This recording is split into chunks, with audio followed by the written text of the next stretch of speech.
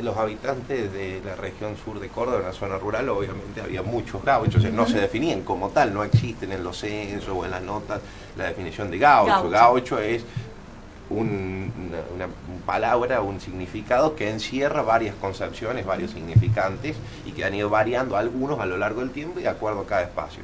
Pero lo interesante es ver, por ejemplo, que en el caso de la región sur de Córdoba, con tantos habitantes de la zona rural, más en esta época, desde el siglo XVII, XVIII y el XIX hasta inclusive principio del XX, una zona rural donde la ruralidad tiene mucha influencia y mucha importancia todavía. Estaba habitado por muchos gauchos, con lo que se puede considerar gauchos y chinas.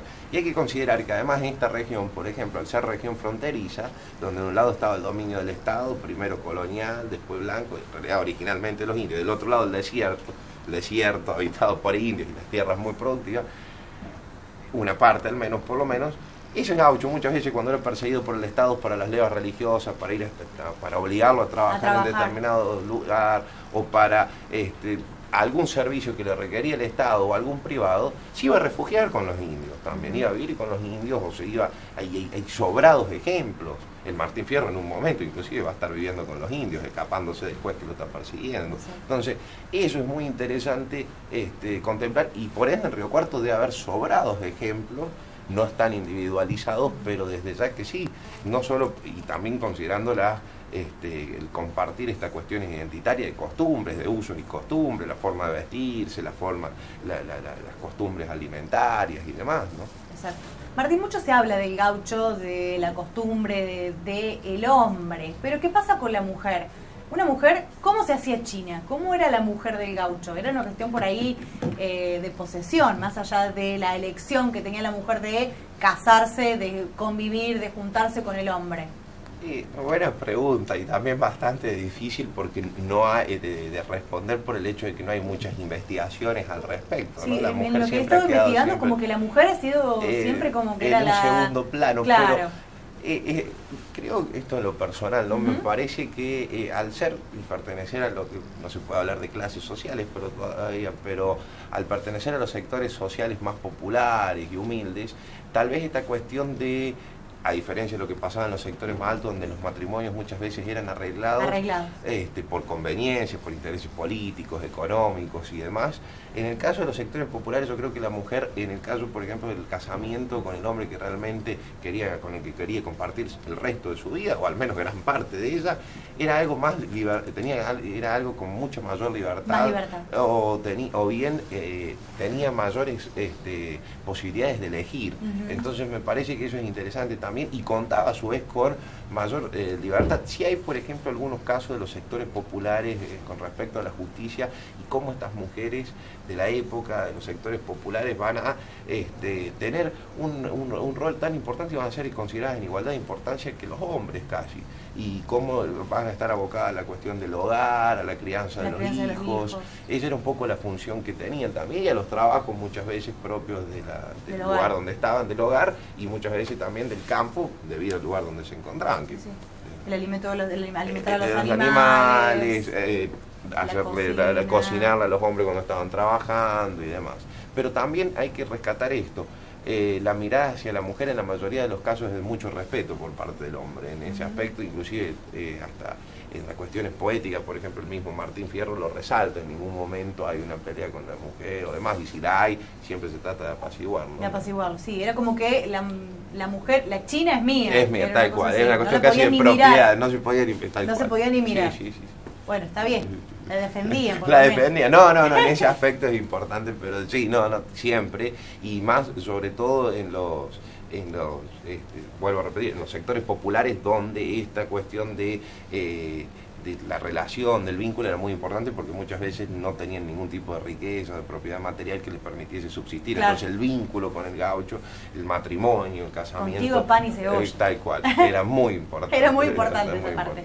Martín, ¿cómo es que se institucionaliza este día y se lo propone como el Día de la Tradición para celebrar nuestra cultura?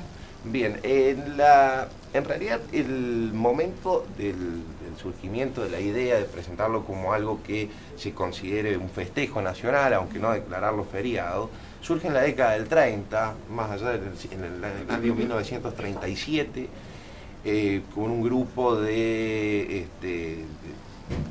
personas adherentes a las ideas tradicionalistas argentinas, donde en la provincia de Buenos Aires, en un pueblo de la provincia de Buenos Aires, deciden elevar un proyecto que lo hacen a la legislatura provincial en el año 1938, y en el año 1939 se acepta esto. Fue promulgado, fue sancionado, recordando al 10 de noviembre como Día de la Tradición en honor al nacimiento de José Hernández. Sin embargo, a nivel nacional se va a instaurar como un festejo de la identidad, de la tradición propia, recién en el año 1975. Es como que se hace extensivo eso que surge en la provincia de Buenos Aires, sobre todo en aquellos pueblos de La Pampa, el poblamiento más antiguo del siglo XVIII. En 1975 se hace extensivo a toda la Argentina, de ahí que se comienza a festejar el Día de la Tradición en las escuelas y demás. La historia del gaucho en Río Cuarto, porque estamos próximos a cumplir 228 años, mañana más precisamente, fue también lo que marcó lo que somos hoy en día. ¿Cómo era el gaucho riocuartense, por así decirlo? En esa época no, pero... Bueno, el gaucho riocuartense no escapaba mucho a las características generales del resto de los gauchos, de lo que hoy podría decirse el territorio de la actual República Argentina. Sin embargo, revestía una característica particular, que era la cuestión de estar en una zona fronteriza. Entonces, el vínculo con el indio, el vínculo con el sector blanco, la forma de relacionarse, la forma de interactuar, su desarrollo, su desenvolvimiento, seguramente tiene características más específicas, pero no hay una diferencia sustancial con respecto a los gauchos de otro lado. Sí hay que resaltar que, por otro lado, las condiciones económicas de ese momento, de aquellas familias que podríamos decir contaban con mayor rango social o estatus social en Río Cuarto, no se diferenciaba mucho tampoco de los sectores populares, claro, porque las condiciones económicas en sí no eran muy prósperas o no eran del todo ideales. Entonces, no era marcada la diferencia. No era marcada materialmente, claro. Sí socialmente, en términos de apellido, rango, poder y prestigio, pero por otro lado, en términos económicos y materiales, la diferencia es mucha. Era pura cáscara. Básicamente, sí, tal cual. Los riocuartenses éramos pura cáscara ya desde hace tanto tiempo. Mirá vos, ya lo voy agendando, Martín, para después de que me saque el traje, ya lo voy a masticar mejor. Martín, te agradezco muchísimo por esta visita. Muchas gracias. Realmente a usted muy explicativo. Por la Insisto, te pido disculpas cada vez que No, está bárbaro. La verdad que hay unas tortas fritas ahí que se ven muy ricas. ¿Querés una torta frita? Te no, por favor, Luli, pero después para... China, tráigame un mate. Ahí voy con el mate. Le vamos a dar un mate a Martín, y de paso también vamos a traer una torta frita. No solamente puede comer esto. No, entonces no. Yo también. Mira, el control también se enoja. La historia del gaucho argentino, dice el control allá nada. El control se enoja, mira. El control no se enoja, mirá, porque no pueden. Se enoja. Mira, para usted tengo traje lo que tengo ahí atrás. ¿Lo muestro? Sí. Tenemos hambre, dice. ¿Lo muestro o no lo muestro? Sí, mostralo. Están los vasitos. Eso es un poco más moderno, los vasitos. Pero bueno. Igual estamos como medio temprano para... Pero yo no sé ni qué hora es, le digo. Pero ya un rato más tarde, después ya compartimos el vinito con unas empanaditas. Son las 10 de la mañana, 54 minutos. Sí, muchas gracias, señor locutor. Es temprano para arrancar con el vinito. Pero no sé si es de la época, pero decir vermú, no sé si es de la época. Puede ser. Creo que no, es más moderno. Pero bueno, lo utilizamos. De última arrancamos con el vermú. Y después... con las empanaditas. Con las empanaditas. Previo, obviamente. Previo al asado, por supuesto. ¿Cómo dice, señor director? Tengo video de cierre mientras me tomo el mate. Bueno, adelante. La milonga del Martín Fierro, para marcar la pausa. Ya volvemos.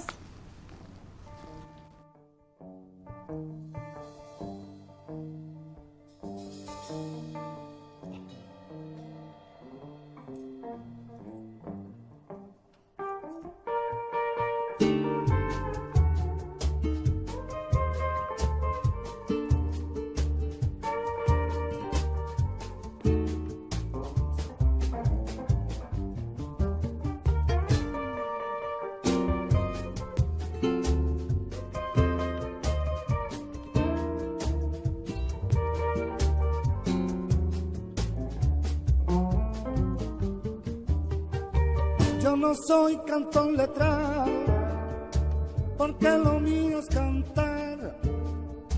No tengo cuándo acabar y me envejezco cantando. La las coplas me van brotando como agua de manantial. Soy flamenco y entiéndanlo, como mi lengua lo explica. Para mí la tierra chica pudiera ser mayor, y la viva